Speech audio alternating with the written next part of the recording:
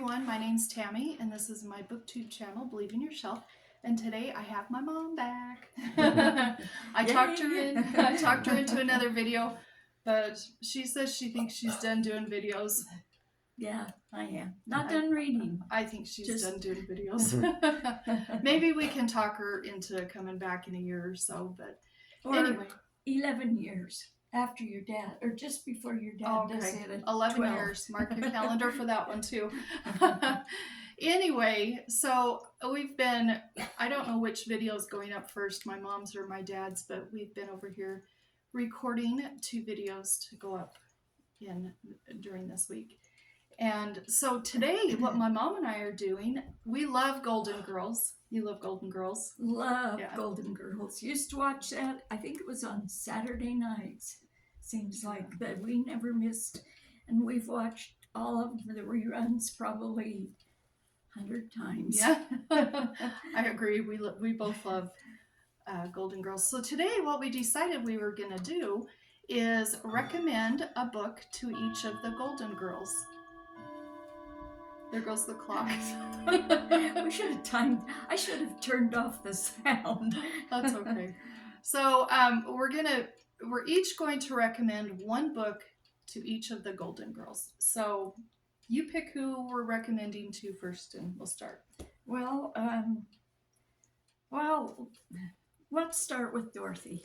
She was a school teacher on the show, and this is Up the Down Staircase. It's an old book from the early 60s, and it's about a gal who's 1964. It's about a gal who it's her first year of being a teacher, and she's in New York City, New York City? Mm-hmm. Yeah, I think so. And in a rough school, high school. But she just makes such a difference in their lives. The kids just are going through, well, it was in the mid-60s, so, that kind of tells you what life was like back then. Actually, she probably would have been one of my teachers, because I graduated in 66. So anyway, is this a true story? No. Okay. No. It's a novel. Well, okay. It is a novel, but it's based on the way when she was teaching and everything. And actually, I think did they make a movie? Yes. I can't remember. And they brought in kids from that district. I took you to that movie on our first date. That was on your first date? Yeah, we went to double feature, Up the Down Staircase and Cool and Luke. Oh, that's another good one. Paul Newman. Yeah. It was a fun date. I thought, I'll hook up with him. And this is by Belle Kaufman. Mm-hmm. And it's pretty much just memos, letters, things like that. I'm going to hold up a few of them while you're talking. It's got a lot of humor in it. Brings tears a couple of times to your eyes. But what a good book. What a really, really, really good book. And I can just see Dorothy as being a teacher in this school. And enjoying reading this. She would have been a great teacher for this bunch of kids. Yes, absolutely. Yeah. Although this gal did a great job. I've heard about this book my whole life growing up, and I borrowed it from my mom and dad last year or the year before, maybe the year before that. I don't remember. I can't remember. But the funny thing is, I just found a copy of this in a little free library about a month ago, and it's exactly the same as yours. So that's kind of fun. Well, my book for Dorothy is called The Kitchen Front by Jennifer Ryan. And I think she would like this because these women are strong women in here. And World War II is going on, and they're living on rations, and they have ration cards. And it says, in an effort to help housewives with food rationing, a BBC radio program called The Kitchen Front is holding a cooking contest, and the grand prize is a job as the program's first ever female co-host. So the main character, she lives in a home with her kids, and she has empty space in her home. So it's World War II, so she has some people that are sent to her to live with her, and her sister lives just down the road also. And all four of these women decide they're going to try and win this contest. So we have a kitchen maid, a lady of the manor, a trained chef, and a young widow. And that's the four characters that are in here. And it talks about their personal lives and how they become friends and how they actually even become family. But it also talks about all the dishes that they make on all the different nights that they have to be filmed and cook on the show and everything. And so there's a lot of food talk in here too. And I think Dorothy would like this. There's four ladies in here. There were four ladies on the Golden Girls, and they were all strong women in their own ways. And so I think Dorothy would like that. I think so. You've That read was this. That was really good. Yeah. Yeah. Okay. Super good. Who's next? Okay, so Rose. Now, in real life, Betty White loved animals, and on Golden Girl, there were a couple of times that she had pets that she found and brought home for a few days. I remember the great big huge dog she brought home the one time that was so good. And so I picked a book that's about a pet. And you know me with my dog books. I really like them. Anyway, this is an older couple. It's Heroic Measures by Jill Ciment, Ciment. And it's an older couple in New York City. And I think he's 77 and she's 76. And they have decided to sell their apartment. They've lived in it their whole married life. And they've decided there's no elevator going up, and they're both having problems, and they live on the 5th floor. So they decide to sell it. So this weekend they've got a realtor that's gonna do an open house of their apartment. And that's when their dog gets really sick. So they decide they've got to take the dog to the vet. Well, they don't have a car or anything, so everything is either riding it in a cab or a bus or a limited amount of train.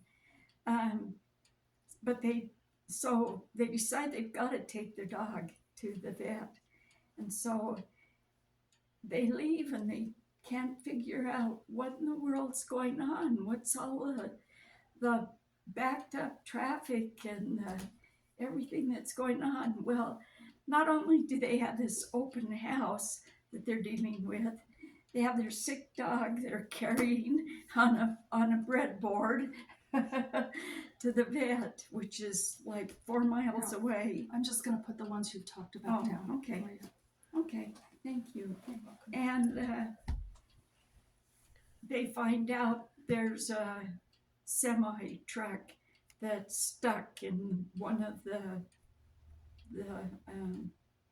Yeah, in a tunnel, like Holland Tunnel. I don't know if it was Holland Tunnel or not, but anyway. that would make a mess. Yes, and the traffic is backed up for miles and miles and miles. They can't get a cab, so they're going to carry their dog. It's a little, I've lost the word. Not a schnauzer. Is it a schnauzer? No, I don't think I can't. It doesn't matter. It's a small dog. Anyway, and they're carrying it on the breadboard. She's On a par- breadboard? Yeah, she's paralyzed. Dotson. Dotson, that's what she is, yeah. And so they and anyway, this truck is jackknifed in the tunnel, and they can't get through the traffic, and they finally just start walking, and there's a snowstorm that starts up, and it's just a mess. And It's got 6,000 gallons of gasoline in it. oh yeah, it's got And it's just the year after 9/11. 9/11. yeah, and they think it's a terrorist who's jackknifed it on purpose. And so anyway, it's the story of it all takes place in like a weekend, and it's them worrying about their little dog Dorothy, Dottie, they call her, and these people that are coming into their home, and this one couple want to lay on the bed and see what it's like laying on the bed and looking out the window, what they can see from the bed, and bunch of nuts. Oh gosh. No offense to anybody who's from New York, but boy, I'm glad I don't live there.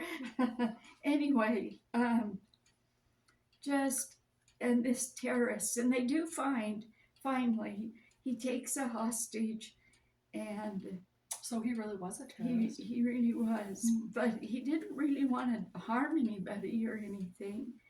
But anyway, I won't get into that story too much because I don't want to give anything away.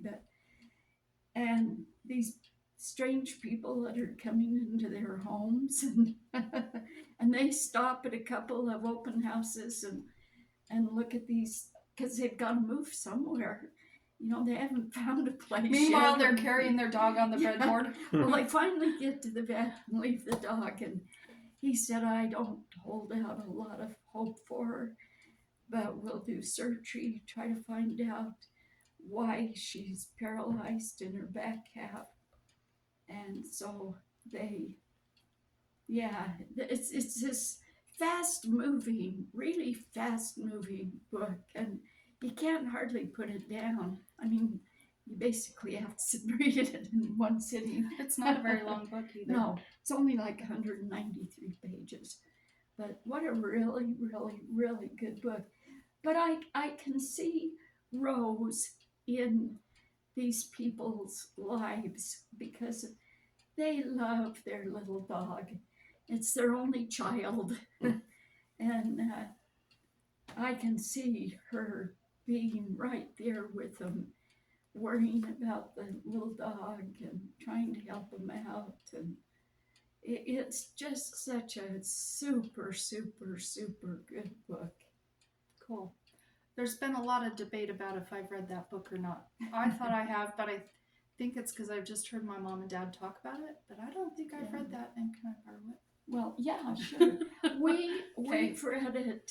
We've each read it a couple of different times. My dad's over here. Yeah, and what a super good book. It is a fast read. Doesn't take very long, but you're so caught up in it that you just can't put it down.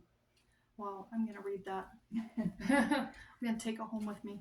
So for Rose, I picked a cozy mystery trilogy that takes place in Minnesota. And Rose was from Minnesota. Yeah. Oh, And this was, the first book is called Snow Way Out. And the author is Christine Husom. It looks so good. And the second one is called The Iced Princess.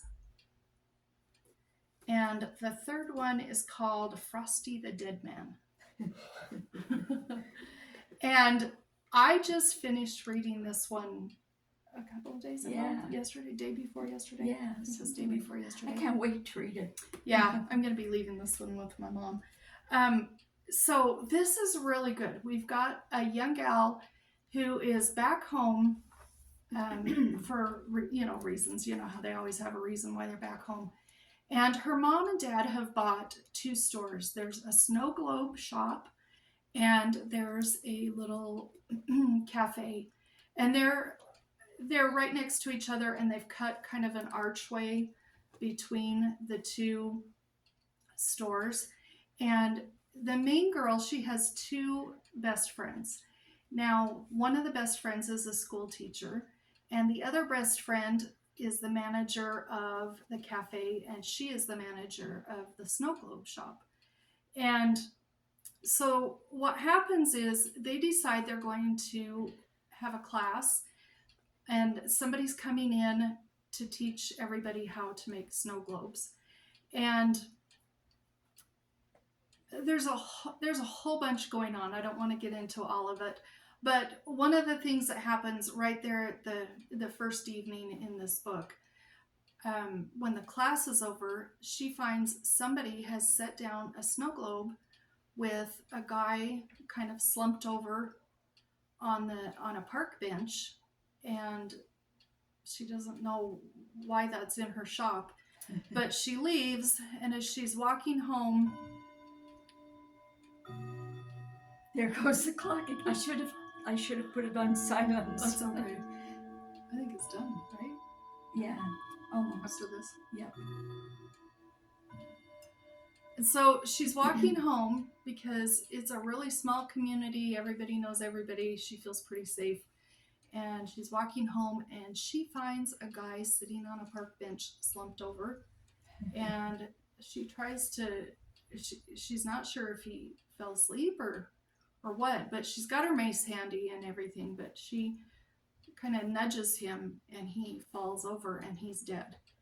And the police come, a bunch of stuff goes on, and she goes back to her shop, and the snow globe is gone.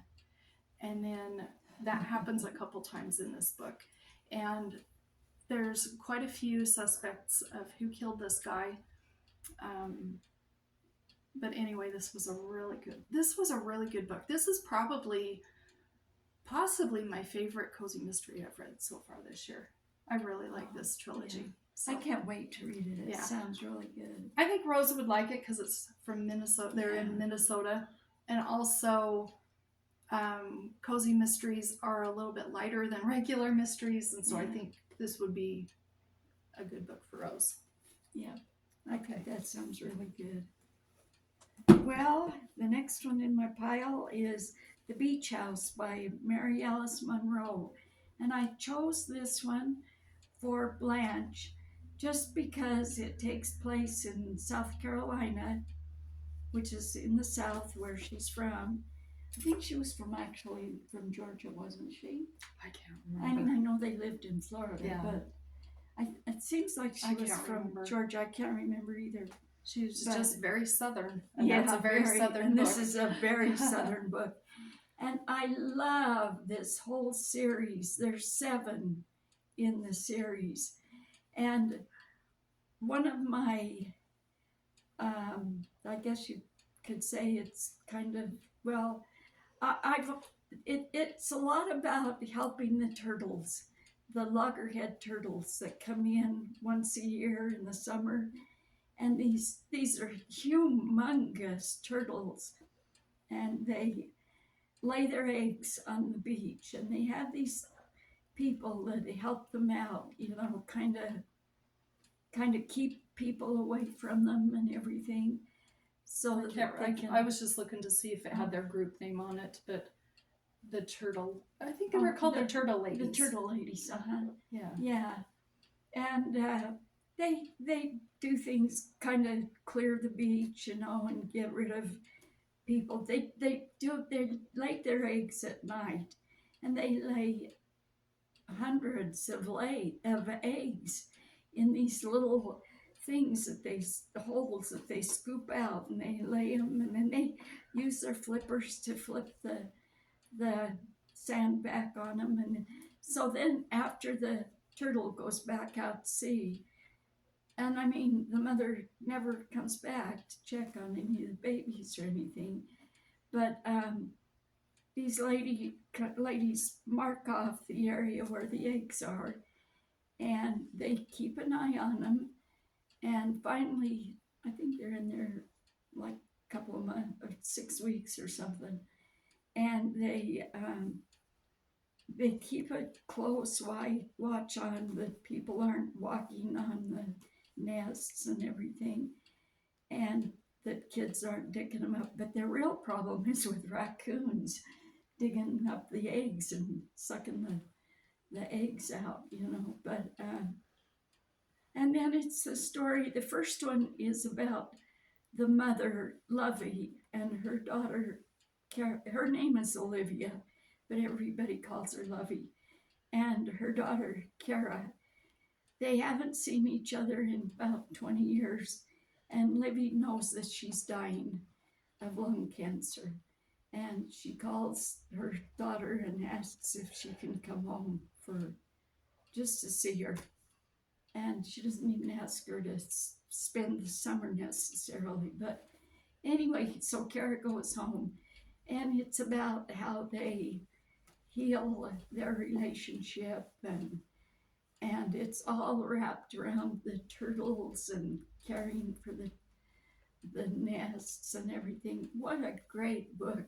But I think Blanche would really relate to this, because of its huge southern vibes, but just because it's a bunch of ladies working together to help the turtles and their interactions with such a good book. And like I say, there's 7 of them, and they are different people that live in this beach house because of circumstances, which I won't get into too much. But what a great, great, great book. And like I say, that's always kind of been on my bucket list to go do that, to help the turtles. Yeah. It's never going to happen. Be a turtle lady. Yeah, right. Yeah, this is a good book. I've read the first 2 or 3, but I've read this Yeah. particular book 3 or 4 times. Anyway, Really super like it. good. Yeah. Yeah. Highly recommend that book. Okay. So I have for Blanche the most southern book that I have on my bookshelves. I love this book. Yeah, I've talked about this so many times, but it's called Saving CeeCee Honeycutt by Beth Hoffman. And this is a story of a little girl who her mother passes away, and I think it's her great aunt comes to pick her up, and she takes her home to live with her in the South.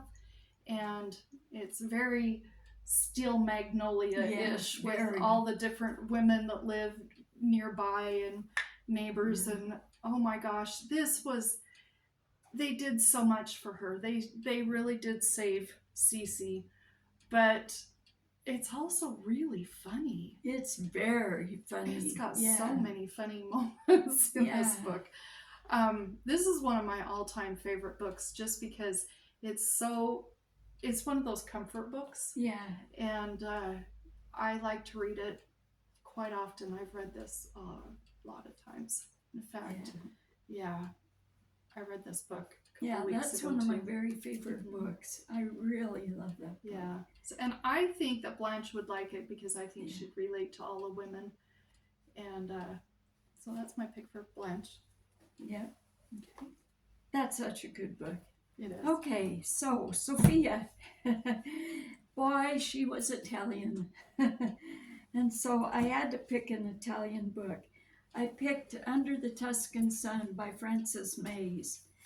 And she wrote a bunch, I don't even know. I read the first 3 of her kind of memoirs of when they moved to Italy. She's still alive. They still live there. She was a professor at, I think it was it Stanford? Seems like Stanford. Anyway, of English, and taught writing and stuff too.